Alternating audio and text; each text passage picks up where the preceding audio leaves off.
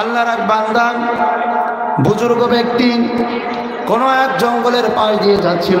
হঠাৎ করে তিনি আওয়াজ শুনতে পেলেন, অমুকের জমিনে পানি বর্ষণ করো, অমুকের জমিনে বৃষ্টি বর্ষণ করো। আল্লাহর বান্দা বুজুর্গ ব্যক্তি এবার দাঁড়িয়ে গেলেন। দাঁড়িয়ে তিনি সামনের দিকে তাকালেন, পিছনের দিকে তাকালেন, ডানে তাকালেন, বামে তাকালেন, কিন্তু তিনি কাউকে দেখতে পেলেন না। এবার আল্লাহর বান্দা বুজুর্গ ব্যক্তি আসমানের দিকে তাকালেন। কিসের দিকে? একটু কথা বলুন সবাই জোরে জোরে। কিসের দিকে? আসমানের দিকে তাকালেন। আসমানের দিকে তাকায়া এবার আল্লাহর বান্দা দেখতে পাচ্ছেন আসমানে একটা মেঘখণ্ড তার মাথার উপরে দাঁড়ায় আছে। কিসের খণ্ড দাঁড়ায় আছে? মেঘের খণ্ড দাঁড়ায় আছে। এইবার আল্লাহর বান্দা বুজুর্গ ব্যক্তি বুঝতে পারলেন আসলে এই আওয়াজটা কোনো মানুষের পক্ষ থেকে আওয়াজ ছিল না, এই আওয়াজটা ছিল গায়েবী আওয়াজ। বলেন তো কি আওয়াজ? গায়েবী আওয়াজ ছিল। আল্লাহর বান্দা বুজুর্গ ব্যক্তি এবার ওই মেঘখণ্ডকে অনুকরণ করতে করতে তিনি হাঁটতে লাগলেন।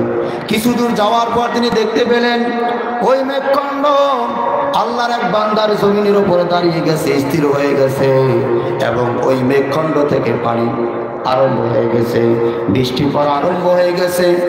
আল্লাহর বান্দা দেখতে পাচ্ছেন যার জমিনের মধ্যে বৃষ্টি পড়তেছে সেই জমিনালা কোদাল হাতে নিয়ে দাঁড়ায় আছে। কি হাতে নিয়ে? কোদাল হাতে নিয়ে দাঁড়ায় আছে।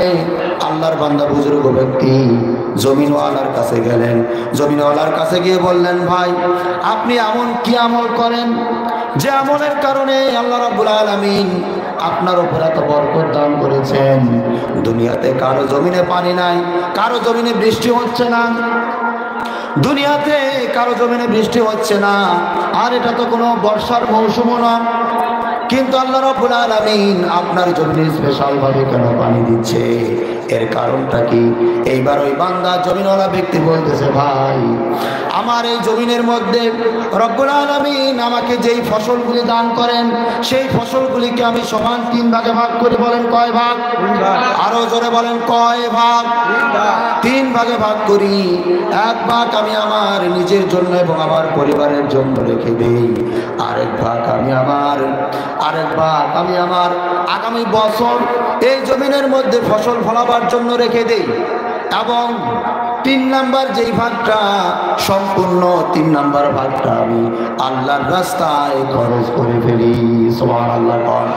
এই জন্য আল্লাহ রাব্বুল আলামিন আমার প্রতি সন্তুষ্ট হয়ে দুনিয়ার কারো জমিনে যদি পানি না হয়, দুনিয়াতে কারো জমিনে যদি বৃষ্টি না হয়, স্পেশাল ভাবে রব্বুল আলামিন আমার জমিনের মধ্যে পানি দেয়। সুবহানাল্লাহ। সে আল্লাহ এখন আছে না নাই? আরো একটু জোরে বলেন, সে আল্লাহ এখন আছে না নাই? নাকি সে আল্লাহ এখন বুড়া হয়ে গেছে? আল্লাহ কি বুড়া হয়ে গেছে নাকি? সে আল্লাহ এখন আছে তো। আপনাকে আমাকেও সে আল্লাহ ওই ব্যক্তির মতো বরকত দিতে পারেন কি পারেন না? আরো জোরে বলেন, পারেন কি পারেন না? অবশ্যই আমার আল্লাহ পারেন, কিন্তু সেই বরকত পাওয়ার জন্য আল্লাহর দেওয়া শর্ত আমাদের মধ্যে থাকতে হবে। আল্লাহ যেই 2টি গুণাবলী আমাদেরকে অর্জন করতে বলছেন সেই 2টি গুণাবলী আমাদের মধ্যে থাকতে হবে।